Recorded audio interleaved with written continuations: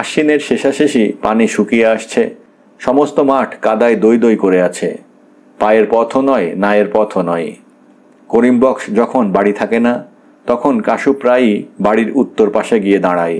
নৌকার মাঝে দেখা মার মুখখানা চিন্তা করে। এখান থেকে তালগাছটা স্পষ্ট দেখা যায়, কিন্তু মাঠের কাদা আর পানি কাশুর সাথে আড়ি ধরেছে যেন। রোজ এখানে এসে এসে তার রাগ ধরে পানির ওপর। কেন পানি শুকাতে দেরি করছে এত? দু একটা লোককে কাদা ভেঙে পথ চলতে দেখে তার মনে হয়, সে যদি একটু বড় হতো তবে সেও যেতে পারত অনায়াসে। মাঝে মাঝে কারো কাঁধে চড়ে যাওয়ার ইচ্ছে হয় তার, কিন্তু কে এমন দরদি যে তাকে কাঁধে করে নেবে? তালগাছটার দিকে দু একটা পাখিকে উড়ে যেতে দেখে তারও উড়বার স্পৃহা জাগে। ওই পাখিগুলোর মতো দুটো পাখা যদি তার থাকতো। মাঠের কাদা যতই শুকিয়ে আসতে থাকে, কাশুর মনও ততই উড়ু উড়ু করতে থাকে। কার্তিক মাসের শেষে মাঠের মাঝে পথ পড়ে। এমনি সময়ে একদিন শফির মা আসে এ বাড়িতে। কাশুর আনন্দ আর ধরে না। এরকমই একটা সুযোগের অপেক্ষা করছিল সে। এক প্রহর বেলা করিম বক্স গোয়াল থেকে গাইডটা বের করে উঠানে কাঁঠাল গাছের সাথে বাঁধে। আঞ্জুমন ঝিনুকে করে সর্ষের তেল এগিয়ে দেয়। করিম বক্স হুকুম করে, হাম্বাটা লইয়া আই, বাজারের বে লইয়া গেছে। আমার ঘিন করে, তুমিই যাও। করিম বক্স গোয়ালের এক পাশে ঝুলানো হাম্বাটা নিয়ে আসে। গাইটার বাছুর মরেছে অনেক দিন। দুধচোর গাই বাছুর না দেখলে দুধ ছাড়ে না, কোথায় লুকিয়ে রাখে। বাছুর না দেখলে বাঁটে হাত দেওয়া মুশকিল, ঠ্যাং দিয়ে লাথি মারে। এসব অসুবিধের জন্যে এই অদ্ভুত ব্যবস্থা। মরা বাছুরটার চামড়ার খোলসে খড় বিচালি ভরে নকল বাছুর তৈরি করা হয়েছে। করিম বক্স হাতে সর্ষের তেল নিয়ে বাঁটে মাখিয়ে দেয়। তারপর নকল বাছুরটার মুখ বাটের কাছে নিয়ে বাছুরের অনুকরণে গুঁতো মারে। এরকম করলে যখন বাটে দুধ নেমে আসে, তখন দুই হাঁটুর মাঝে হাঁড়ি রেখে করিম বক্স দুইতে আরম্ভ করে।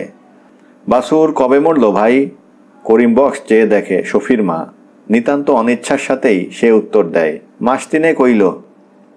অনেক দিন তো হইল, কেমন কইরা মরল?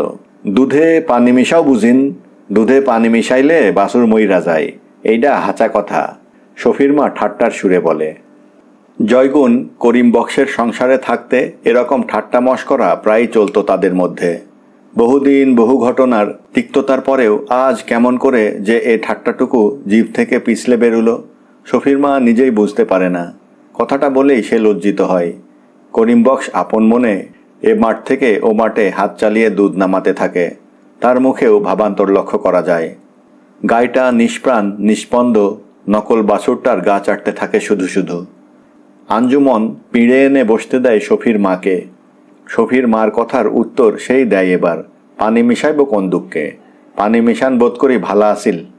বাছুরেরে দুধ খাইতে না দিলে বাঁচব কেমন কইরা কও? ঘাস না চিনতেই দুধের বাছুরের সামনে দিয়া রাখতো ঘাস, আর সমস্ত দিন ভ্যা ভ্যা করতো বাছুরডা। বাছুরেরে দুধ খাইতে দিলে যে আড়ি উনা থাকে, বুঝলানি বইন? করিম বক্স খেঁকিয়ে ওঠে, থাম মাগি, বেজাত।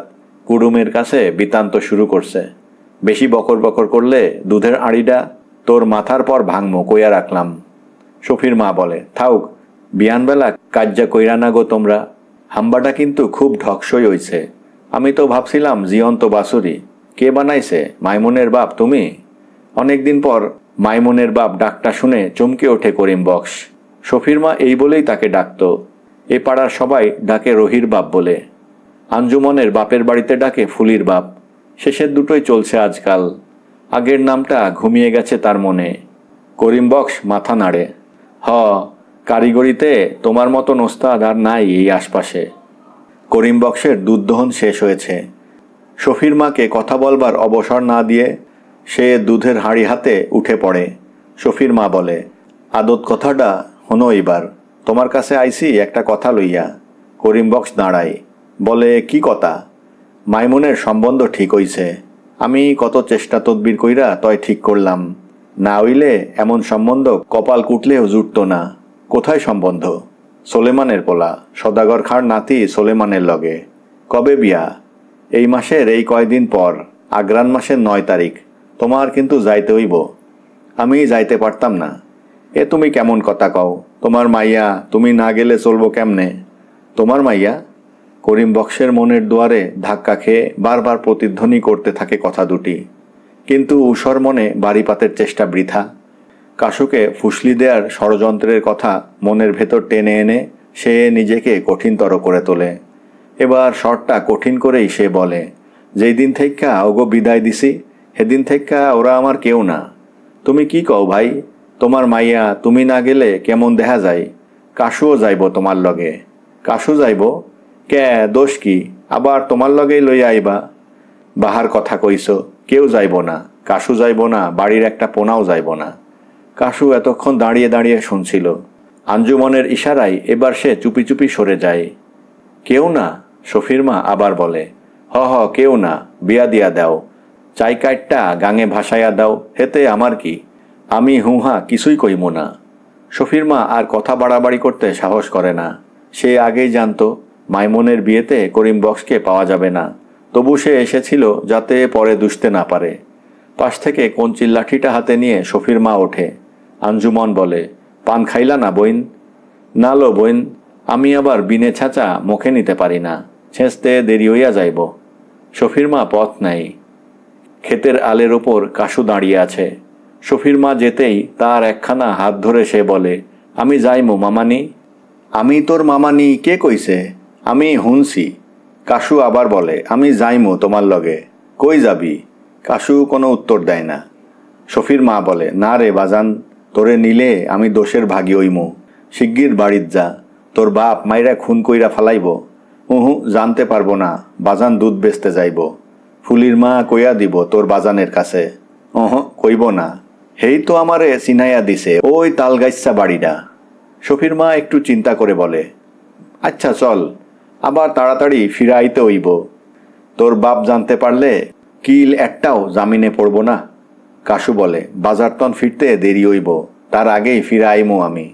শফির মাকে পেছনে ফেলে কাশু এগিয়ে যায়।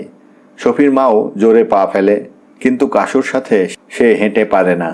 সে কত দূর এগোয়, আবার পেছনে ফিরে তাকায়। করিম বক্সের বাড়ি ছাড়িয়ে অনেক দূর এসে পড়েছে তারা। এবার পেছন দিকে তাকাতেই শফির মা দেখতে পায় করিম বক্স ঊর্ধ্বশ্বাসে ছুটে আসছে এদিকে। কোনাকুনি ধানক্ষেত মই দিয়ে যেন আসছে সে। কাশু শফির মাকে ছাড়িয়ে নলখানেক এগিয়ে গিয়েছিল। শফির মা ডাকে, কাশু! ভয়ে তার গলা দিয়ে আর কথা বেরোয় না। কাশু পেছন দিকে তাকিয়ে থ হয়ে যায়। শফির মা বলে, ভালো চাস তো বাড়িমুহি পথ দে, নইলে আড্ডি গুড়া কইরা ফেলাইব। কাশু এসে শফির মাকে দুহাতে জড়িয়ে ধরে। তারা দুজনেই ভয়ে কাঁপতে থাকে। শফির মার কাঁপুনি অনুভব করতে পেরে তার ভয় আরও বেড়ে যায়। করিম বক্স এসে পড়েছে। দুই হাতে কাশুকে ধরতেই সে আর্তচিৎকার করে ওঠে। শফির মার আঁচল জড়িয়ে ধরতে চেষ্টা করে, কিন্তু করিম বক্স তার রাক্ষুসে থাবায় ছাড়িয়ে নেয় কাশুকে। শফির মাকে ধাক্কা মেরে বলে, তুই মায়ালোক, নইলে আইজ। রাগের আতিশয্যে করিম বক্সের মুখ দিয়ে কথার শেষটা বের হয় না। এবার সে কাশুকে বাম কাঁধে তোলে, ডান হাত দিয়ে এক একটা থাপ্পড় মারে আর বলে, আর এই মুখী পাও ফেলবি, দেখ কেমন মজা। কাশু কাঁধের ওপর থেকেই হাত পা ছুঁড়ে চিৎকার করতে থাকে। করিম বক্সের ধাক্কা খেয়ে শফির মা বসে পড়েছিল মাটির ওপর। সে অবস্থায় সে জিরিয়ে নেয় আর চেয়ে চেয়ে করিম বক্সের কাণ্ড দেখে। কিছু দূর যাওয়ার পর আর করিম বক্সকে দেখা যায় না। ধান ক্ষেতের আড়ালে পড়ে গেছে সে এখন। সোজা হয়ে দাঁড়ালে করিম বক্সের কীর্তি দেখা যেত, কিন্তু শফির মা তখনও বসে হাঁফাচ্ছে। 9ই অগ্রহায়ণ। আজ মাইমুনের বিয়ে। লতিফ মিয়ার বাড়ি গিয়ে এই শুভ দিনটি জেনে এসেছিল শফির মা। লতিফ মিয়া তার পকেট পঞ্জিকা বের করে। একটা পাতার ওপর নজর দিয়ে সে আপন মনেই বলে, চন্দ্র রাজা, বুধ মন্ত্রী। তারপর শুভ কার্যের নির্ঘণ্ট দেখে বলে দেয়, আগ্রান মাসের 9 তারিখে একটা শুভ দিন আছে, আর একটা আছে শেষাশেষি 27 তারিখ। এছাড়া আগ্রান মাসে আর দিন নাই। লতিফ মিয়া তার পঞ্জিকা বন্ধ করে। পঞ্জিকার ওপরের রাশিচক্র অঙ্কিত মলাটের দিকে তাকিয়ে লতিফ মিয়ার গণনায় শফির মার একটুও সন্দেহ আসে না। সে ভাবে এমন বইয়ের গণনা কখনো ভুল হতে পারে না। লতিফ মিয়াকে দাওয়াত করে শরীফার মা বিদায় হয়। পথে আসতে আসতে সে শুভ দিনটি মনে মনে ইয়াদ করে। গণনা নির্ভুল, সন্দেহ নেই, কারণ এই তারিখে আশেপাশে আরও অনেক বাড়িতে বিয়ের ধুম লেগেছে। গাঁয়ের জমিদার বাড়িতেও আজ বিয়ে। বাজারে দুধ কিনতে গিয়ে তা টের পাওয়া যায়। দুধের সের 6 আনা থেকে বেড়ে 1 টাকা হয়। মাছের দর চড়ে হয় দ্বিগুণ। বাজারের অর্ধেক দুধ ঝাঁকায় ঝাঁকায় বাছা বাছা রুই কাতলা মাছ যায় জমিদার বাড়ি। হাসু ও শফি আসে বিয়ের বাজার করতে। 4 সের দুধ, 2টো শোল মাছ, 2টো লাউ আর চাল ডাল এবং আরও কিছু সওদা নিয়ে তারা বাড়ি আসে। বাজার ফেরত 3 টাকা ও কয়েক আনা হাসু মার কাছে ফেরত দেয়। জয়গুণ বলে, 12 টাকা যে খতম করলি, আরও তো অনেক খরচ আছে। শফির মা বলে, থুইয়া দাও, অত হত দরকার নাই। 15 টাকা দিছে মোটে, ওয়াক টাকা দিয়া ওয়াক খাওয়াইমু, আমরা খরচ করতে যাইমু কোন দুঃখে। গোশত হইলে ভালো হইতো, থুইয়া দে আবার গোশত। আরও 5 খান টাকা দিবার কইছিলাম, হেইয়া দিল না। কিরপিন দিছে 15 টাকা। আইব তো ভেড়ার পালের 1 পাল। আহনের কথা 10 জনের, কয়জন আহে আল্লাহ মালুম। তাই তো আমি আগেই কইছিলাম মাইমুনের বিয়েতে টাকা নিমু না, পান শরবত খাওয়াইয়া বিদায় করমু। হেইডা ভালা আসিল, কিন্তু কেউ হনলা না আমার কথা। অহন টাকা নিয়া বদনামের ভাগি হই। তুমি কিছু চিন্তা কইরো না হাসুরমা, শৈল মাছ আর কদু দিয়া একটা ঘন্ট, ডাইল আর দুধ বাতাসা, ব্যাস। আবার কি, এ খাইয়া তোর বেয়াই সোলেমান খাঁ তার বোর কাছে গপ্প ছাড়ব, তারিফ করব তোর রান্দার। জয়গুণের হাসি পায়। নওশা আসবে সন্ধ্যার পরে। বিকেলবেলা হাসু ও শফি পাড়ার থেকে হোগলা জোগাড় করে এনে পেতে দেয় অতিথিদের বসার জন্যে। উঠানের এক পাশে পা ধোয়ার জন্যে পানি ভরা কলসি ও বদনা রেখে দেয়। তার পাশে রাখে জল চৌকি ও খড়ম। সময়টা ভালো, বৃষ্টি বাদলের ভয় নেই। সন্ধ্যার পর বরযাত্রীরা আসে। দুলাও আর সকলের মতো পায়ে হেঁটেই আসে। গরিবের বিয়েতে পালকির কথা কেউ কল্পনাও করতে পারে না। পালকির ভাড়ায় একটা পুরোদস্তুর বিয়ে স্বচ্ছন্দে হয়ে যেতে পারে। বেড়ার ফাঁক দিয়ে জয়গুণ জামাই দেখে নেয়, গোলাপি মাদ্রাজি লুঙ্গি পরনে, গায়ে বেগুনি রঙের পাঞ্জাবি আর মাথায় লাল টুপি। তার মুখের বসন্তের কালো কালো দাগ আর ছাগলে দাড়ি কয়গাছা জয়গুণের কাছে বিশ্রী ঠেকে। বয়স 25-এর উপরে হবে, জয়গুণ অনুমান করে। মেয়েকে নদীতেই ভাসিয়ে দেওয়া হচ্ছে, তাছাড়া আর কি। দুলা আর যে 2-1 জনের পায়ে জুতো আছে তারা উঠে গিয়ে বিছানায় বসে। বাকি সবাই এক এক করে জলচৌকির ওপর বসে পা ধোই। তারপর বিছানার পাশে আর একজনকে খড়ম ছেড়ে দিয়ে মজলিসে এসে বসে। সকলের শেষে জুতো পায়ে থপ থপ শব্দ করতে করতে আসে গদু প্রধান। বেঢপ চটি জোড়া বিছানার পাশে রাখতে ভরসা হয় না তার। শফিকে কাছে পেয়ে জিজ্ঞেস করে, এইখানে রাখলে থাকবো তো না চুরি যাইব? মজলিসের মাঝ থেকে একজন বলে, গেলই বা চুরি, পুরান গেলে নতুন আনবেন। তোমরা এখনো নাবালক, জানো পুরান জোতা আর পুরান চাদরের মর্ম। পুরান জোতা আর পুরান চাদরের সম্মান বেশি। জুতো জোড়া হাতে করে যেতে যেতে আবার বলে, নতুন জোতা পায়ে দিয়ে মজলিসে গেলে মানসে কি মনে করে জানো? মনে করে নতুন হিক্সে জুতা পায়ে দিতে। মৃদু হাসির গুঞ্জন শোনা যায়। গদু প্রধান মসজিদের মৌলভী সাহেবের পাশে জায়গা বেছে নেয়। বসবার আগে জুতো জোড়া পেছনে হোগলার নিচে রেখে দেয়। গদু প্রধান এসে জুতো চুরির যে প্রসঙ্গ তুলে দেয় তা আর থামতে চায় না। কার বিয়েতে কার জুতো চুরি হয়েছিল, কার চামড়ার জুতো কার রাবারের জুতোর সঙ্গে বদল হয়েছিল, এসব গল্প। সবাই যখন গল্পে মেতে আছে তখন হাসু এক ফাঁকে লোক গুনে যায়। জয়গুণকে গিয়ে বলে, বেবাকে 23 জন মা। জয়গুণ মাথায় হাত দেয়। সব শুদ্ধ 15 জনের আয়োজন করা হয়েছে। এখন কি উপায় করা যায় সে ভেবে উঠতে পারে না। শফির মা ডেকে বলে, তুমি সামলাও, আমি আর পারি না বইন। কোনো চিন্তা নাই, এক কাম কর, 4 সের চাউলের ভাত চাপাইয়া দে। আমি ডাইলে 2 বদনা আর দুধে 1 বদনা পানি মিশাইয়া দেই। যেমন মাছ তেমন বডি না হইলে কি 2 না চলে।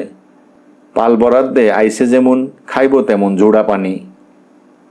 জুতো চুরির গল্প ছেড়ে কার খেতে কি রকম ধান হবে, কোন বিলে ধানে পোকা ধরেছে, কার বছরের খোরাকি হবে কার হবে না, এসব আলাপ আলোচনা চলতে থাকে।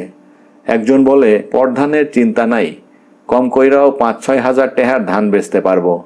গদু প্রধান চুপ করে থাকে। মজলিসের মধ্যে তার টাকার তারিফ করলে সে খুশিই হয়। এবার দুলার বাপ সোলেমান খাঁ অন্য প্রসঙ্গে গিয়ে পড়ে।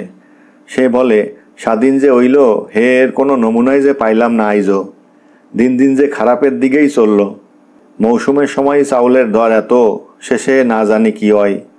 শেষে যদি কিছু হয় তবে গদু প্রধানের পোয়া 12। চালের দর চড়ুক, মনে মনে সে তাই কামনা করে। একজন বলে, দেখছো কাপড় পাওয়া যায় না বাজারে, খালি জলইরা কাপড়, তাও 20-22 টাকা জোড়া, এ কি কিনতে পারে? গদু প্রধান বলে, আর কিছুদিন পর এও পাইবা না, বৌঝিরা ঘরের বাইর হইতে পারবো না। দুলার চাচা লোকমান বলে, কত আশা ভরসা ছিল, স্বাধীন হইলে ভাত কাপড় সাহায্য আইব, খাজনা মৌকুব হইব, কিন্তু কই, বেবাক ফাটকি। আবার রেলগাড়ির ভাড়াও বাইড়া গেল। আরও কত দেখবা মিয়া, মাত্র বিসমিল্লা, মৌলভী সাহেব বলেন। তারপর গদু প্রধানের কানে কানে কি বলেন। গদু প্রধান বলে, 10টার মধ্যে বিয়া পড়াইতে হইব। কই সোলেমান, শোনো এদিক। সোলেমান খাঁ এলে আস্তে আস্তে গদু প্রধান বলে, তোমার বেয়ানের আগে তোবা করাইতে হইব। কে আবার? হায়ানের মতো যেইহানে হেয়ানে ঘুইরা বেড়ায়, দেখতে পাও না? ভালা মাইনসের মায়া, বিয়াও হইছিল ভালা ঘরে। ভালা জাতের মায়া এইরকম বেজাত বেপর্দা হইলে আমাগই বদনাম, তোবা করাইয়া দিতে হইব। পর্চাতে আর যেন বাড়ির বাইর না হয়। হিডা তো ভালা কথাই, তুমি কথাটা মজলিসে উঠাও, জোরে কইও যেন ঘরের তন তোমার বেয়ান হনতে পাই, আমি আসি তোমার পিছে। না, আপনিই উড়ান, আমার শরম করে।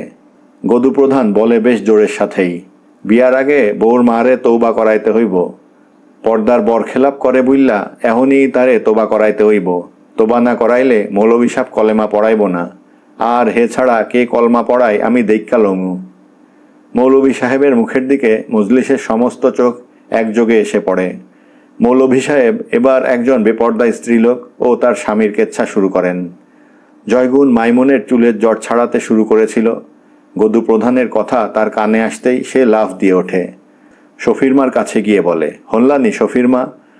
হনলাম। তার কি করতে চাও? কি করতে চাই? তোবা আমি করতাম না, আমি কোনো গোনা করি না। মৌলভী সাহেব বিয়া না পড়াইলে না পড়াইক, আমার মাইমুনের বিয়া দিব না। এটা কি কথার মতো কথা? ট্যাগা দিছে তারা, ট্যাগা দিছে পেট ভৈরা ট্যাগা ওসুল কইরা যাউক, আমি তো আর ট্যাগা সিন্ধুকে ভৈরা থুই নাই। না ওই হগল কথা রাখ, এমন ঘর আর পাবি না। আর আজ এই রকম কইরা ফিরাইয়া দিলে বদনামি হইব কত। তোর বাড়িতে আর কেউ থুক ফেলতেও আইব না। আবার গদু পর্দান আছে এর পিছে, ও কি যেমন তেমন গোয়াড়, ও যদি মনে করে উরমাটি চুর করে। জয়গুণ চিন্তিত হয়, তার মুখে কালো ছায়া। সেভাবে তওবা করলে ঘরে বন্ধ হয়ে থাকতে হবে। ঘরে বন্ধ হয়ে থাকার অর্থ না খেয়ে তিলে তিলে শুকিয়ে মরা। জয়গুণের চোখ ঘৃণায় কুঞ্চিত হয়। সে তীব্র কণ্ঠে বলে, না, আমি তোবা করতাম না। মজলিসে মৌলভী সাহেবের গলা শোনা যায়। তিনি গল্প বলছেন। ওই লোকটা তার বেপর্দা স্ত্রীকে কিছুতেই তালাক দিল না। তখন একজনের ওপর হুকুম হইল, ওরে কতল কর। লোকটাকে কাইটা ফেলা হইল। আর তার লহু থেইকা পয়দা হইল কি না, একটা হারাম জানোয়ার, খিঞ্জির, শুয়োর। এবার আপনারা দেখেন পর্দা কি চিজ। পর্দা না মানলে 40 বছরের এবাদতও কবুল হয় না খোদার দরগায়, সব বরবাদ হইয়া যায়। বেপর্দা স্ত্রীলোক আর রাস্তার কুত্তি সমান। জয়গুণ চমকে ওঠে।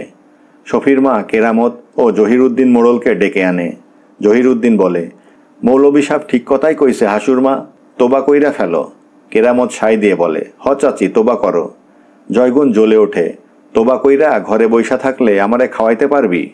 শান্ত হয়ে আবার বলে, তোমরা ইনসাফ কইরা কও, তোবা করলে কে আমারে ঘরে আইনা খাওয়াইব? হাসু যা রোজগার করে ও দিয়া 2 পেটও চলে না। মাইমুনেরে আজ বিদায় দিলেও ওরে নায়র আনতে হইব। ও অহন্তরী শিশু, মাসের মধ্যে 10 দিন ও আমার বাড়িতেই থাকব। এতগুলা পেট কেমন কইরা চালাই তোমরাই কও। জহিরুদ্দিন বলে, খোদাই খাওয়াইব, মুখ দিছে যে আহার দিবসে। জয়গুণ হাসে শ্লেষের হাসি। কেরামত বলে, আজকাল দিনটার লাইগা তোবা করে নাও, তারপর। তোবাই একবার করলে তা আর ভাঙতে পারতাম না। বাইরে গদু প্রধানের গলা শোনা যায়। অনেক রাত হইল, কই কেরামত, চালাক কর। করছি মিয়া সাহেব। কেরামত মজলিসে যায়। মৌলভী সাহেব দৌড়গোড়ায় এসে তার মাথায় লম্বা পাগড়িটা খুলে তার এক প্রান্ত কেরামতের হাতে তুলে দিয়ে অন্য প্রান্ত নিজের কাছে রাখেন। কেরামত ঘরের ভিতর গিয়ে বলে, ধইরা থাকো চাচি, হুজুর যা যা কইবেন খেয়াল কইরা। দিলের মধ্যে গাঁথা রাক্ষ সব। দ্বিধার সাথে জয়গুণ পাগড়ির মাথাটা দুই হাতে চেপে ধরে। তার মনের মধ্যে তখনও দ্বন্দ্ব চলছে। মৌলভী সাহেব টানা সুরে থেমে থেমে কি বলে যান তার একটা কথাও তার কানে ঢোকে না। কেরামত যখন আবার তার হাত থেকে পাগড়ির প্রান্তটা নিতে আসে তখন তার সম্বিত ফিরে আসে। এবার খাওয়ার পালা। জয়গুণ তওবা করায় আজ মৌলভী সাহেবেরও খেতে আপত্তি নেই। একদিন তিনি জয়গুণের দেওয়া হাঁসের ডিম ফেরত দিয়েছিলেন, কিন্তু সেই দিনের সেই জয়গুণ আর এখনকার জয়গুণে তফাৎ অনেক। একটু আগেও সে মৌলভী সাহেবের কাছে ছিল রাস্তার কুকুরের শামিল। গদুপ্রধান সামনের সারির একটা ছেলের দিকে তাকিয়ে বলে, কিরে আদেল, ভাত সামনে কইরা বইসা আসস কেন? খাইতে পারস না বুঝি? পারমু না ক্যাঁ, দুধ দিয়া মাইরা দিমু। সাদত আলী বলে, আজকালকার ছেড়ারা পোয়া চাউলের ভাত খাইতে পারে না। এই বয়সে আমরা লোয়া খাইয়া লোয়া হজম করছি। খাইতে খাইতে মাজার কাপড় যে কয়বার ডিলা হয়ে গেছে তার সুমার নাই। গদুপ্রধান বলে, জোয়ান বয়সের কালে 1 সের চাউলের ভাত হজম করছি আমি।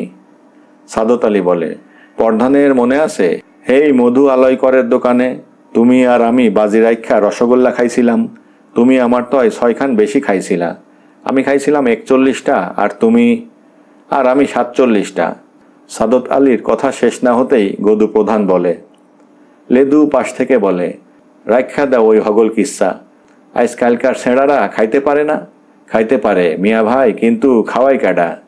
খাইতে না পারলে ভালোই আসিল। খোদা খোরাক কমায়া দিলে তো খুশি হইতাম। শুকুর ভেস্তাম খোদার দরবারে, মসজিদে সিন্নি দিতাম। লেদুর মাথায় ছিট আছে, কিন্তু তার স্পষ্টবাদিতার জন্য অনেকে তাকে পছন্দ করে। গদুপ্রধান কিছু বুঝতে না পেরে বলে, কি রকম? বুঝলা না মিয়া ভাই, তোমার গোলা ভরা ধান আছে, 1 সেরের বদলে 2 সের খাইলেও তোমার গোলা ঠিক থাকবো। কিন্তু আমি সারাদিন মাথার ঘাম পায়ে ফেলাইয়া রুজি করি 5 শিকা। এই টাকা পেটে দিমু, কাপড় পিন্দুম না এর তন রাজার খাজনা দিমু। ঘরে পরিবার আছে, 3টা বাচ্চা আছে, আর পেট যদি তোমার মতন 1 সের খাইতে চাই তয় উপায় খান হইব কি? সারাদিন খাইটটা 1.25 সের চাউল গামছাই বাইন্দা ঘরে ফিরি। সাধে কি আর আজকালকার ছেঁড়ারা খাইতে পারে না? খাইতে পারে না, না খাইতে পায় না কও। মানুষের পেট ছোট হইয়া যাও, খোদার কাছে আরজ করি। বেবাকের পেটে মাজায় লাইগা 1 উক, 1 ছটাকের বেশি যেন খাইতে না হয়। এইটা হইলে আর আকাল হইব না দেশে। অনেকক্ষণ ধরে থাকা গ্রাসটা এবার মুখে তুলে নেয় লেদু। তার কথা সবারই ভালো লাগে, শুধু গদুপ্রধানের কাছে ভালো লাগে না। সে এবার হাঁক দেয়, আরে এইখানে ভাতের গামলা লও, ডাইল লও, কেমন খাদে ম্যা, খানেওয়ালা চিনো না? থালার উপর ঝুঁকে পড়া নুজ দেহবৃদ্ধ নাজিমুদ্দিন মাথা উঠিয়ে বলে, লেদুরে আমরা পাগল কই আর ছাগল কই, ওর কথা কাটায় কাটায় সত্য। মানুষের পেটটা না থাকলে আমি খুশি হইতাম। পেটের জ্বালায় বড় জ্বালা মানুষের। নানাজনের নানা কথার মধ্যে দিয়ে খাওয়া শেষ হয়। সোলেমান খাঁ মসজিদের মধ্যে একটা জায়গায় নিজের কাঁধের গামছাটা বিছিয়ে দেয়। তার চারপাশে কন্যাপক্ষের কেরামত ও জহিরুদ্দিন এবং বরপক্ষের প্রায় সমস্ত লোক কাঁধে কাঁধে মেশামেশি হয়ে বসে। প্রথম সারির পেছনে অল্প বয়সী ছেলেরা হাঁটুর ওপর ভর দিয়ে তাকায় উৎসুক হয়ে। সোলেমান খাঁ একটা টিনের পুরাতন সুটকেস খুলে গয়নাগুলি গামছার ওপর আলাদা করে জোড়ায় জোড়ায় সাজিয়ে রাখে। গয়নার মধ্যে বয়লা, গোল খাড়ু, নাকফুল, নোলক, এগুলো হাতে দিয়ে নেড়ে প্রথমেই আপত্তি করে কেরামত, আপনারা গয়নায় জোখা নেন নাই? এত বড় গয়না কে পরব? বড় ওন বালা, বউ আমাগ অহন ডেলা হইলে কি হইব? 1 বছর পর যখন শিয়া না হইব তখন ঠিক কাপা কাপা হইব। ভাঙা গড়া করলে রূপা আর রূপা থাকে না, ফুক্কা হইয়া যায়। আসলে গয়নাগুলো ছিল ওসমানের প্রথমা স্ত্রীর। সে মারা যাওয়ার পর চোখা রূপার এই গয়নাগুলোকে মেজে ধুয়ে নিয়ে আসা হয়েছে। জহিরুদ্দিন গয়না হাতে নিয়ে ভালো করে পরখ করে। নাকের নোলক ও নাকফুল ছাড়া আর কোনোটাই তার কাছে রূপার বলে মনে হয় না। সে কেমিক্যালের কানফুল জোড়া একদিকে সরিয়ে হাত দিয়ে আরগুলো চোখের কাছে নিয়ে দেখে, কিন্তু বরপক্ষের এত লোকের সামনে কথা বলতে তার সাহস হয় না। সত্যি যদি রূপার জিনিস হয়ে থাকে তবে মজলিসের এত লোকের সামনে লজ্জায় কান কাটা যাবে। কেউ হয়তো বলেও বসতে পারে, বাপের বয়সে রূপা দেহ নাই কোনো দিন। ওসমানের প্রথমা স্ত্রীর পাটের শাড়ি, একখানা লাল পেড়ে শাড়ি ও গয়নাগুলো ঘরে নিয়ে যায় কেরামত। হাতের বয়লা ও পায়ের গোল খাড়ু সুতো দিয়ে বেঁধে পরিয়ে দেওয়া হয় মাইমুনকে। পাটের 10 হাত শাড়িটা এমন পেঁচিয়ে সামলানো হয় যে দূর থেকে মাইমুনকে দেখে বোঝা যায় না, মনে হয় একটা কাপড়ের পুঁটলি। মাইমুন আবদারের সাথে তার মাকে বলে, মা তুমি যাইবা না আমার লগে? আমি যাইমু কি করতে মা? আমি তোমারে ছাইড়া কেমনে থাকতাম? কে হাসু যাইব, শফি যাইব? মাইমুন নিশ্চিন্ত হয়। জয়গুণ আবার বলে, তোর চিন্তা নাই, 2 দিনের বেশি রাখতাম না তোরে পরের বাড়ি, পরশু লইয়া আইমু আবার। এইবার আইটটা যা দেহি দুয়ার তক, দেহি কেমন দেখা যায়। মাইমুন উঠে দাঁড়ায়, কিন্তু এত বড় শাড়িটা সামলানো তার পক্ষে কষ্টকর। শাড়িটা বারবার পায়ের নিচে পড়ে তার হাঁটায় বাধার সৃষ্টি করে। মাইমুনকে দেখে জয়গুণের চোখ দিয়ে পানি গড়িয়ে পড়ে। এ চোখের পানি সুখের না দুঃখের বলা শক্ত। সাক্ষী ও উকিল যখন ঘরে আসে তখন মাইমুন বসে বসে ঝিমুচ্ছে। জয়গুণ মাথার কাপড়টা একটু টেনে মাইমুনকে হাত দিয়ে আকর্ষণ করে, এ কি মাইমুন, উঠ দেখ কারা আইছে। উকিল তখন বলতে শুরু করে, তোমারে সোলেমানের বেটা ওসমানের লগে 50 টাকা দেনমোহরে নিকাহ করলাম, তুমি রাজি আছো? জয়গুণ মাইমুনকে বুকে চেপে ধরে বলে, কও মাইমুন, হ রাজি আছি। কথা বোঝার বা বলার মধ্যে কোনো নতুনত্ব নেই মাইমুনের কাছে। কথা কয়টা তার অনুভূতিকে একটুও নাড়া দেয় না। তোতা পাখিকে শিখিয়ে দিলে সে যেমন বলে, মাইমুনও তেমনি মার কথা অনুসরণ করে, রাজি আছি। সাক্ষী ও উকিল পরস্পরের দিকে একবার তাকিয়ে মুচকি হাসে। জয়গুণ 1 গ্লাস শরবত মাইমুনের হাতে দিয়ে বলে, নে লক্ষ্মী, 1 চুমুক খাইয়া গেলাসটা দিয়া দে। উকিল শরবতের গ্লাস নিয়ে সাক্ষীর সাথে বিয়ের মজলিসে চলে যায়। একসঙ্গে অনেকগুলো বিয়ে হচ্ছে বলে একটা ডুলিও পাওয়া যায়নি। বিয়ের পর তাই সোলেমান খাঁ তার ছেলে বউকে কোলে তুলে নিয়ে সকলের সাথে বাড়ির দিকে পথ নেয়। মাইমুনের ছোট ও পাতলা শরীরের ওজনে সোলেমান খাঁ বিস্মিত হয়। একটা তুলোভরা বালিশের মতো মনে হচ্ছে তার কাছে। সে মনে মনে চিন্তিত হয়, জোয়ানমর্দ ছেলের জন্য এইটুকু মেয়ে নেওয়া ঠিক হলো না বুঝি? আরও 3-3টি বছর পুষতে হবে ভাত কাপড় দিয়ে, তবে ছেলের উপযুক্ত হবে বউ। কিন্তু এ 3 বছর। সোলেমান খাঁ জোর করে চিন্তাটাকে সরিয়ে দেয়। ভবিষ্যতের ভাবনা ভেবে সে আজকের বিয়ের আনন্দটা মাটি করতে দিতে চায় না। ভোর রাতের দিকে বেশ শীত পড়ে। জয়গুণ বাইরের চুলোর পাশে গিয়ে বসে। চুলোর মধ্যে বিয়ের রান্নার আগুন তখনও নিভে যায়নি। জয়গুণ ঠান্ডা হাত দুটো চুলোর ওপর মেলে ধরে, মাথাটাও ঝুঁকে পড়ে সামনের দিকে। তার চোখ ঝরা পানি চুলোর আগুনে পড়ে অস্পষ্ট ছ্যাঁত ছ্যাঁত শব্দ করে, আর সাথে সাথে বাষ্প হয়ে মিশে যায় বাতাসে। আজকাল করিম বক্স কাশুকে কড়া নজরে পাহারা দেয়। যতদিন মাঠ ভরা পানি ছিল ততদিন কালাপানির বন্দির মতো ছিল কাশু। কিন্তু মাঠে পথ পড়ার সাথে সাথে করিম বক্স চিন্তিত হয়। তার মনে আশঙ্কা জাগে, কাশু হয়তো একদিন ফুরুত করে ওর মার কাছে চলে যাবে। সেদিন আর একটু আগে দুধ বেচতে বেরিয়ে গেলে সর্বনাশ হয়েছিল আর কি। করিম বক্স আঞ্জুমনকে সতর্ক করে দেয়, কানা বুড়ি আমার বাড়িতে পাও বাড়াইলে ঠ্যাঙ্গা মাইরা খোঁড়া কইরা দিবা। আমার তিরিসীমানায় দেখতে পাইলে ওর আর একটা চোখ কানা কইরা ছাইড়া দিমু। আমার তুমড়িবাজি অহনও দেহে নাই বুড়ি। আঞ্জুমন করিম বক্সের হৃদয় জয় করার মতলব নিয়ে বলে, বুড়িরে দেখলে ভালো মানুষ বুইলা মনে হয়, কথাও কয় যেন মিশ্রির শরবত, দিলের মধ্যে এতকালি কে জানে। কানা বুড়ির দোষ কীর্তন করায় আঞ্জুমনের ওপর করিম বক্স মনে মনে খুশি হয়, কিন্তু সে তাকে বিশ্বাস করে না, সন্দেহ হয়। কাশুর মাথাটা হয়তো ইতিমধ্যেই আঞ্জুমন বিগড়ে দিয়েছে। ঘরে বাইরে এরকম ষড়যন্ত্র অসহ্য। কোনো রকমে মনের গোস্বা মনে চাপা দিয়ে সে কাশুকে পাহারা দেয়। বাইরে গেলেও সে কাশুকে সাথে করে নিয়ে যায়। যেদিন সাথে নেওয়া সম্ভব হয় না সেদিন গরুর দড়ি দিয়ে খুঁটির সাথে বেঁধে রাখে কাশুকে। কয়েকদিন ধরে ধান কাটার ধুম পড়েছে। করিম বক্স তার নারকেলের হুঁকোটা কাশুর হাতে দেয়, আর আগুনের মালসাটা নিজের হাতের তালুতে বসিয়ে অপর হাতে 2টো কাস্তে নিয়ে মাঠে রওনা হয়। কাশুর হাতে একটা কাস্তে দিয়ে বলে, আমার লগে থাইক্কা ধান কাটতে হিগ, বড় হইলে এই কইরা খাইতে হইব। কাশু তার ডান হাতের ছোট্ট মুঠোর মধ্যে কাস্তের মোটা হাতল ভালো করে সামাল দিতে পারে না। কোনো রকমে হাতলটা চেপে ধরে সে 2-1টা করে ধানের ছড়া কাটতে আরম্ভ করে। মাঠে আরও অনেক জমিতে ধান কাটা শুরু হয়েছে।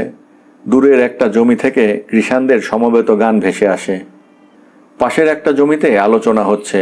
একজন বলে, আমরা হেদিন বৈঠকে ঠিক করলাম 7 ভাগা হইলে কেউ ধান কাটতাম না, কিন্তু দেখ সমীরদ্দির দল 7 ভাগায় গদু প্রধানে ধান কাটতে শুরু করছে। আর একজন বলে, আবার গানও লাগাইছে ফুর্তির ঠেলায়, হেইয়া করব না, ব্যাককেলরা এডুকো বোঝে না, এইবারের যে ধান তা 7 ভাগের 1 ভাগ নিয়া কি হোক বাপ মার ফত্তা করব। এই বছর যে ধানের অবস্থা এই রকম হইব কে কইছিল? জুইতের ধান হইলে না হয় 7 ভাগায় কিছু হইতো, কিন্তু একটা ধানের ছড়ার মধ্যে 4 আনাই মিশা।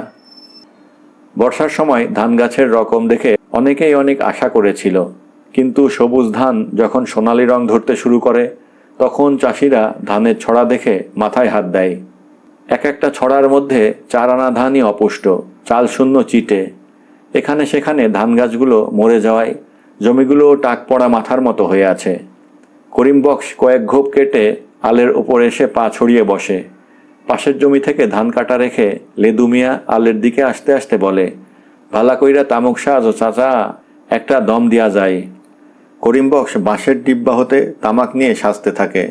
অদূরে বসে কাশু ধান গাছের ডগা দিয়ে বাঁশি তৈরি করার চেষ্টা করছে। সূর্য দিঘল বাড়ির তাল গাছটা বেশি দূরে নয় এখান থেকে। গাছটা যেন হাতছানি দিয়ে ডাকছে তাকে। লেদু বলে, কাশুরে এই মাথা ফাটা রৌদের মধ্যে লইয়া আইসো কে চাচা? ওরে বাড়িতে রাইখা আইলেই পারো। এখন একটু আধটু রৌদ না মাথায় নিলে হইব কে? নওয়াব সাজ্জা বইয়া থাকলে তো কাম হইতো না। আর এই শীতের মিডাম রৌদে তেজ নাই। তেজ নাই তয় বড় হুকনা রৌদ, দেহ না চোখ মুখ টানতে শুরু করছে। কাশুর হাত থেকে ধান গাছের নলটা নিয়ে লেদু বলে, দে বানাইয়া দেই। বাঁশি তৈরি করতে করতে লেদু বলে, মায়ার বিয়াতে গেলা না যে চাচা? তোমার পরাণ কি দিয়া বান্ধাইছে খোদাই? পাথর না পোড়া মাটি দিয়া কও দেহি? মায়া দয়া কি এক্কেরেই নাই তোমার পরাণে? কাশুর মা। করিম বক্সের ভ্রুকুটি ক্ষণেকের জন্যে লেদুর মুখ বন্ধ করে রাখে। সে কাশুর দিকে বাঁশিটা ছুঁড়ে দিয়ে আবার শুরু করে, তুমি অমন করো ক্যা চাচা? কাশু বড় হইয়া ওর মারে বিছড়াইয়া। করিম বক্স সাজানো কলকেটা হুকোর মাথায় না বসিয়ে ছুঁড়ে মারে লেদুর দিকে, চেঁচিয়ে ওঠে, চুপ কর শয়তানের বাচ্চা, মস্কারির জায়গা পাস না, মানুষ চিনোস না তুই? লেদু ঘাড় নিচু করে আত্মরক্ষা করে। তার মাথার ওপর দিয়ে শোঁ করে কলকেটা ধান গাছের ঝোপের মধ্যে গিয়ে পড়ে। আশপাশের জমি থেকে কৃষাণরা ছুটে আসে, কি হইল কি হইল? লেদু বলে, কিছুই না, যাও তোমরা। লেদু কলকেটা তুলে গামছা দিয়ে মুছতে মুছতে বলে, রাগ করলানি চাচা, আর কোনোদিন কিছু কইমু না, এই কাণ্ডলা খাইলাম 10 বার। করিম বক্স তখনও রাগে গড়গড় করছে। লেদু নিজেই এবার তামাক সেজে হুঁকোটা করিম বক্সের হাতে দেয়। তারপর বলে, তোমার জমিনে এইবার ধান বরাদ্দ নাই, আমাক লগে ধান কাটতে যাইবা? খুরশিদ মোল্লার বটতলায় খেতে ধান মন্দ হয় নাই, দিবও 6 ভাগা। করিম বক্সের রাগ থামে। তার বদমেজাজের জন্য কেউ তাকে দলে নিতে চায় না। লেদুর এ প্রস্তাবে সে খুশি হয়, বলে, কবে যাইবা তোমরা? এ জমিনের ধান কাটা হইলে তুমিও তোমার জমিনের ধান কাইডা কাবার করো। কাবার আমার কাই লইব, পাতলা পাতলা ধান কাটতে দেরি লাগে না। এইবার 3টা মাসের খোরাকিও হইব না। গেল বছর 6 মাসের ধান পাইছিলাম। এই তোমরা যদি দলে নাও তই না বাঁচতে পারমু। তোমার এ দলে নিতে তো আপত্তি নাই। আপত্তি কি এর লাইগা জানো? তোমার মেজাজের লাইগা দলের কেউ রাজি হয় না। যাউগা, আমি বেবাকেরে বুঝাইয়া ঠিক কইরা নিমু। তুমি তোমার মেজাজখানা ঠান্ডা করো। আর একটু হইলে আইজ আমার মাথাটা ফাটাইয়া দিছিল আর কি। করিম বক্সের নিজের জমির ধান কাটা শেষ হয়েছে। খুরশিদ মোল্লার বটতলার খেতে ধান কাটতে যাবে সে, কিন্তু কাশুকে আর পেছনে টানতে ভালো লাগে না। বটতলার ক্ষেত অনেক দূরে। রোদের মধ্যে এত দূরে নিয়ে ছেলেটাকে বসিয়ে কষ্ট দেওয়ার ইচ্ছে তার নয়। এ কয়দিনে ছেলেটা শুকিয়ে গেছে, তার চোখ মুখের দিকে তাকালে মায়া হয়। আর যে ভয়ে সে কাশুকে সাথে সাথে নিয়ে বেড়ায় সে ভয় সব জায়গায়ই দেখা দিয়েছে। কাশুকে ওর ফুপুর বাড়ি থেকে নিয়ে আসার পর যতগুলো ঘটনা ঘটেছে তাতে কাশু হয়তো অনেক কিছুই বুঝতে পেরেছে। তবুও সে সাধ্যমতো চেষ্টা করে। বাজার থেকে বিস্কুট, জিলাপি, কদমা এনে কাশুকে খেতে দেয়। নিত্য নতুন খেলনা দিয়ে তাকে ভুলিয়ে রাখার চেষ্টা করে। কোনো লোককে ওর কাছে ঘেঁষতে দেয় না, পাছে কেউ ওর মার কথা বলে দেয়। কাল পান্তা ভাত খেয়েই করিম বক্স ধান কাটতে যাবে, কিন্তু কাশুকে বাড়িতে রেখে যেতে তার মন সরে না। আবার তাকে সাথে নিয়ে গেলেও কোনো লাভ নেই, সেখানে উস্কানি দেওয়ার লোক আছে যথেষ্ট। জয়গুণের বাড়ির কাছে কেরামত আছে লেদুর দলে। কে কখন কোন তাল দিয়ে বসে বলা যায় না। সে ভাবে তাল দিতে পারে সব্বাই, মিডাই দিতে পারে না কেউ। মহা সমস্যা করিম বক্সের সামনে। চিন্তা করে সে কোনো সমাধান খুঁজে পায় না। আঞ্জুমন তামাক দিয়ে যায়। তামাক টানতে টানতে সে চিন্তা করে। তার চিন্তা তামাকের ধোঁয়ার সাথে কুণ্ডলি পাকাতে আরম্ভ করে। এক সময়ে হুঁকোর টান দেওয়া বন্ধ হয়ে যায়। হঠাৎ গম্ভীর হয়ে যায় করিম বক্স। তারপরেই তার চোখ মুখে হাসি ফুটে ওঠে। হুঁকোটা বেড়ার সাথে ঠেকিয়ে রেখে সে এক লাফে বেরিয়ে পড়ে। পাশের বাড়ির হারুনকে ডেকে চুপি চুপি যুক্তি করে দুজনে। হারুন বলে, সাদা চুল পাইমু কই? আমি জোগাড় কইরা দিমু, তুই একটা সাদা কাপড় জোগাড় করিস। আর খবরদার কেউ যেন না জানে, তুই আর আমি, বুঝলি কথা? 3 কান ওইলেই সর্বনাশ। একটু থেমে আবার বলে, আমার কাম যদি ফতে হয় তয় তোরে একখান গামছা কিন্না দিমু। করিম বক্স সন্ধ্যার সময় কাসুর কোমরের দড়ির বন্ধন খুলে দেয়। কড়া পাক দেওয়া গরুর দড়িটার দাগ বসে গেছে কোমরে। করিম বক্স আদর করে ডাকে, কাসু, অ কাশেম, চল বাজান, তোরে টিয়া পক্ষীর বাচ্চা ধইরা দিমু। ওই তেঁতুল গাছে টিয়ার বাসা আছে। কাসু উৎফুল্ল হয়ে ওঠে, চল আমার লগে। করিম বক্স কাসুর হাত ধরে তেঁতুল গাছের দিকে নিয়ে যায়। পথে যেতে যেতে করিম বক্স বলে, আমারে বাজান কইয়া ডাক দে। দীর্ঘ 4 বছর কাসু ফুপুর বাড়িতে কাটিয়েছে। কেউ তাকে ওই নামে ডাকতে শেখায়নি। অনভ্যস্ত বলে এখন বাজান ডাকতে কাসুর লজ্জা হয়। বাপের কাছে এসে সে আদর স্নেহ যা পেয়েছে তার চেয়ে মার খেয়েছে ঢের বেশি। করিম বক্স ছেলের কাছে পিতার উপযোগী কোনো ভক্তি শ্রদ্ধাই অর্জন করতে পারেনি। সে যা অর্জন করেছে তা ভয়, কিছুটা ভয়, আর বেশিরভাগই লজ্জায় কাসু বাজান বলে ডাকতে পারে না। এজন্য কতদিন মারও খেয়েছে। মার খেয়ে অনিচ্ছাই উচ্চারণ করেছে কয়েকবার, কিন্তু মুখ দিয়ে স্বতঃস্ফূর্ত হয়ে শব্দটি কোনোদিন বের হয়নি। করিম বক্স আবার বলে, কিরে ক, না কইলে টিয়া পক্ষীর বাচ্চা দিমু না। এত লোভ দেখানো সত্ত্বেও কাসু মুখ বুজে থাকে, কোনো কথাই বের হয় না মুখ দিয়ে। করিম বক্স আর পিড়াপিড়ি করে না। তেঁতুল গাছের কাছাকাছি যেতেই কীরকম এক গোঙানির শব্দ শুনে কাসু থমকে দাঁড়ায়। করিম বক্স বলে, কিরে কি হইল? ওইটা কি দেখা যায়? তেঁতুল গাছের টিকিতে বইয়া রইছে। করিম বক্স কৃত্রিম বিস্ময় প্রকাশ করে বলে, সত্যই তো, পাকনা চুল ছাইড়া বইয়া রইছে, আবার গোঙায়। করিম বক্স চোখ দুটো বড় বড় করে বলে, খাড়া দেইহা লই। কাসু এবার করিম বক্সের হাত ধরে তার গায়ের সাথে মিশে দাঁড়ায়। করিম বক্স কাসুকে 2 হাতে জড়িয়ে ধরে। কাসু শিগগির আমার কোলে ওঠ, বাপরে বাপ, এইটা তো আর কিচ্ছু না, এইটা গোঙা বুড়ি, গলা টিপা ধরবো, আল্লাহ আল্লাহ, বাঁচাও বাঁচাও, আল্লাহ আল্লাহ, কাসু আল্লাহর নাম কর, আল্লাহ আল্লাহ। কাসু করিম বক্সের বুকের মধ্যে মুখ লুকায়, ভয়ে চোখ বন্ধ করে, কাঁপে থরথর করে। করিম বক্স কাসুকে কোলে নিয়ে দৌড় দেয়। বাড়ি এসেও কাসু চোখ খোলে না। রাত্রে শুয়ে শুয়ে করিম বক্স বলে, কাসু আমারে বাজান কইয়া ডাক দে, বাজান না ডাকলে গোঙা বুড়ি বোলাইমু। অন্ধকারের মধ্যে শিউরে ওঠে কাসু, করিম বক্সকে জড়িয়ে ধরে 2 হাতে। তার চোখের সামনে তখনও যেন সে দেখছে গোঙা বুড়ির বিকট মূর্তি। করিম বক্স কাসুকে দূরে সরিয়ে দেওয়ার ভান করে বলে, সইরা যা আমার কাস্তন, আমারে বাজান না কইলে এখনই গোঙা বুড়ি ডাক দিমু। কাসুর ভীতকম্পিত কণ্ঠ অস্ফুট শব্দ করে, বাজান। করিম বক্স সাড়া দেয়। তারপর বলে, কাসু বাড়ির বাইরে যাইস না কিন্তু, খবরদার, ওই গোঙা বুড়ি গলা টিপ্পা ধরব। তেঁতুল গাছে আরও একটা পিচাস আছে, হেইডার নাম সালা বুড়ি। সালার মধ্যে ভইরা তোর মতন ডেগাপোলা পাইলে লইয়া যায়, তারপর তেঁতুল গাছে বইসা রক্ত খায়। কাসু করিম বক্সের বুকের মধ্যে শিউরে ওঠে। তার কাঁপুনি করিম বক্সও অনুভব করতে পারে। সে আবার বলে, খবরদার, কানাবুড়ির সুরত ধইরা সালাবুড়ি ধইরা লইয়া যাইব। করিম বক্স তার অদ্ভুত ফন্দির সফলতায় মনে মনে খুশি হয়। কাসুকে বাড়িতে রেখে এখন নিশ্চিন্তে কাজ করা যাবে। কাসু ভুলেও জয়গুণের বাড়ির দিকে পা বাড়াবে না, কারণ পথের ওপরেই তেঁতুল গাছ। আবার ছালাবুড়ির চেহারা নিয়ে কানাবুড়িও এসে আর সুবিধা করতে পারবে না। করিম বক্সের মতলব হাসিল হয়েছে। কাসু এখন আর বাড়ি থেকে বের হয় না। আগে বাড়ির উত্তর পাশটায় গিয়ে দাঁড়াতো সে। সূর্য দীঘল বাড়ির তাল গাছটার দিকে চেয়ে চেয়ে সে অনেক সময় কাটিয়ে দিত।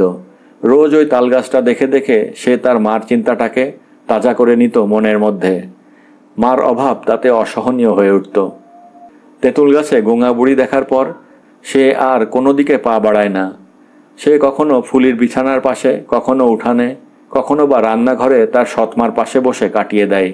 এমনকি গোয়াল ঘরের পাশে যেতেও এখন তার সাহস হয় না।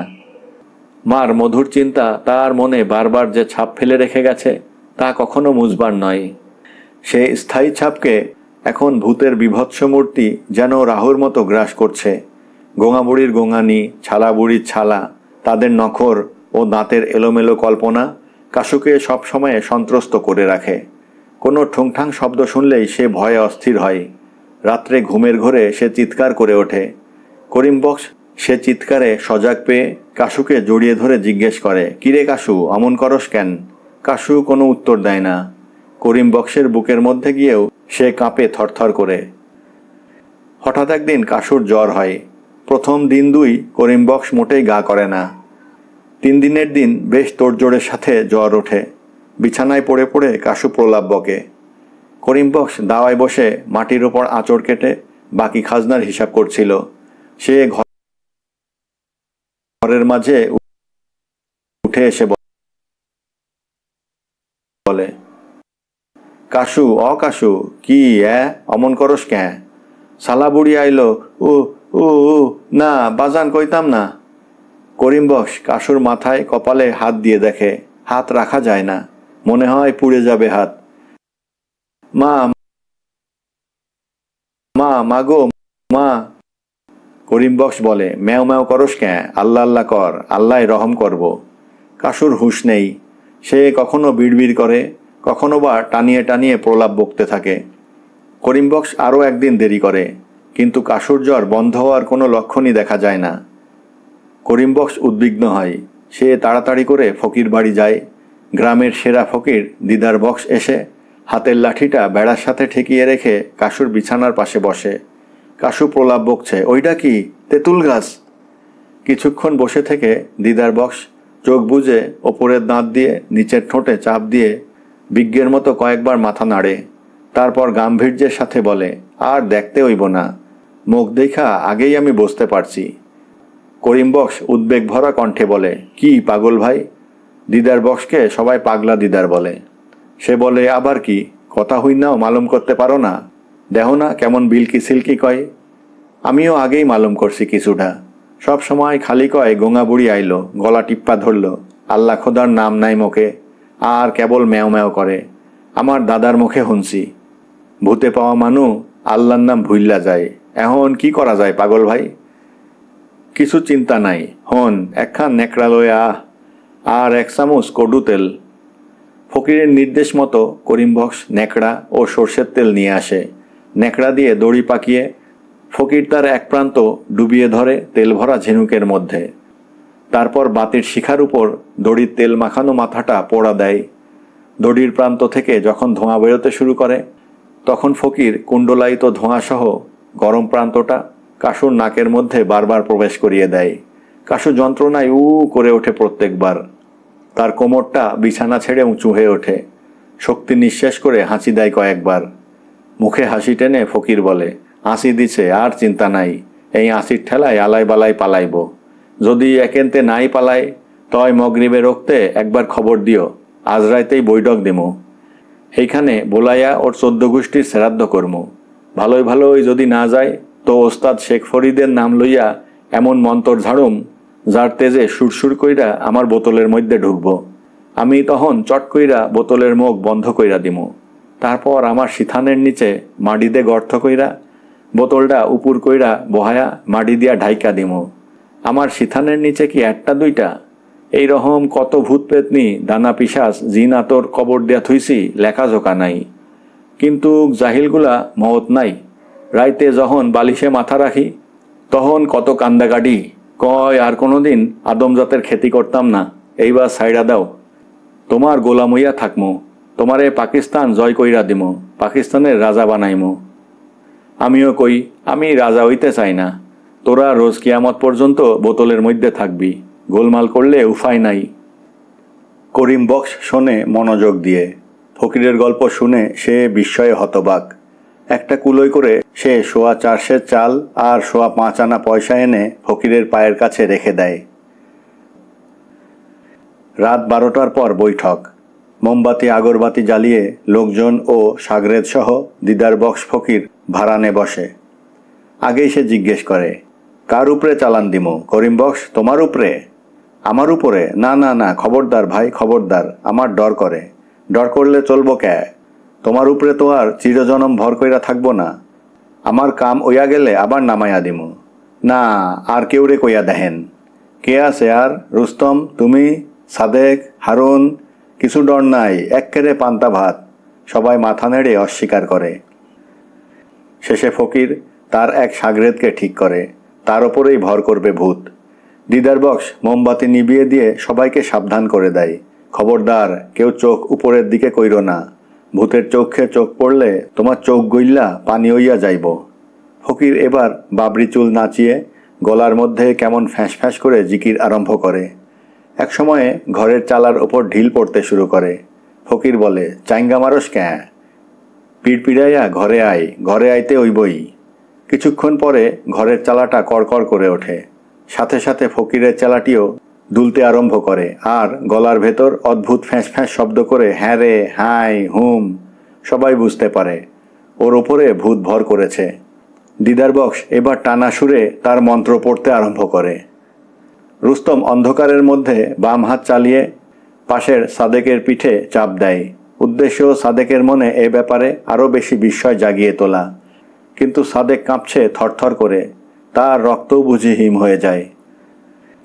পাশের ঘরে কাশু থেকে থেকে প্রলাপ বকছে। ফকির এবং ভূতের কথোপকথন শুরু হয়। বিছানার ওপর দুই হাতের থাপ্পড় মেরে ফকির বিকট চিৎকার করে তার মন্ত্র পাঠ করতে থাকে। ভূত এবার ভয়ে আর্তনাদ করে ওঠে। দুই হাতে ফকিরের পা জড়িয়ে ধরে বলে, না না না, আমি এখনই চইলা যাই, সর্বনাশ কইর না আমায়। বাপ্পুস রে, অহনি চইল্লা যা। দেরেং করলে বোতলের মধ্যে আটকায়া ফালাইমু, কইয়া দিলাম হে কথা। তুমি আমার মনিব, তুমি আমার নফর, যাওনের আগে একটা ভোগ দাও।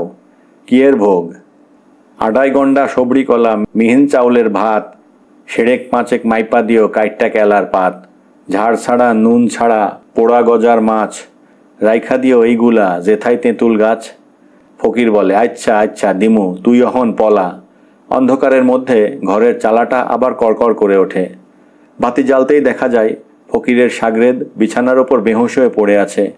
ফকির ও তার অন্যান্য সাগরেদ ছাড়া আর সবার মুখ ভয়ে ফ্যাকাশে হয়ে ওঠে। ফকির এবার পানিতে হাত ভিজিয়ে সাগরেদের গায়ের উপর ছিটিয়ে দেয়। সাগরেদ লাফ দিয়ে ওঠে। ফকির আড়মোড়া ভেঙে সাগরেদকে জিজ্ঞেস করে, কিরে, কই আসিলি এতক্ষণ? ঘুমায়া পড়ছিলাম। ফকির মাথা নাড়ে আর গোফের তলা দিয়ে হাসে। করিম বক্স বলে, ঘুমাইছিলা আর তোমার উপরে এত তরফখানা হয়ে গেল? ফকির অভিভাবকের মতো বলে, থাউক থাউক, ওয়া নিয়া আর মাথা ঘামায়া কাম নাই। হন করিম বক্স, কামটা খুব সহজে হইয়া গেল। ওরে ওই হগল খাইতে দিলেই ও চইলা যাইব। কাইলি বাজারতন গজার মাছ, কেলা আর চিনি গুঁড়া চাউল আইনা আমার কাছে দিও। তেঁতুল গাছের গোড়ায় আমি রাইখা আসমো ঠিক রাত দুপুরের সময়। তোমাক যেই ডর, তোমার উপরে এই কাম ছাইড়া দিতে ভরসা পাই না। একটু থেমে আবার সে বলে, ভূত ছাইড়া গেলে কাশুরে গোসল করাইয়া পাকসাপ করতে হইব। গোসল এই জ্বরের মধ্যে? হ জ্বর কোথায় দেখছো তুমি? এইটাও জানো না? ওরা আগুনের তৈয়ারি, আমাক মতন মাটির তৈয়ারি না। ঘেডির উপর চাইপ্পা থাকলে শরীর গরম না হইয়া যায়। পরশু বিয়ানে মোরগের বাগের আগে কাশুরে রাস্তার তে মাথায় নিয়া গোসল করাইতে হইব। তুমি 7 পুকুরের পানি জোগাড় কইরা রাইখো। 7 ঘাটের না কিন্তু, এক পুকুরেরও 7খান ঘাট থাকতে পারে। 7 পুকুরের পানি অন চাই।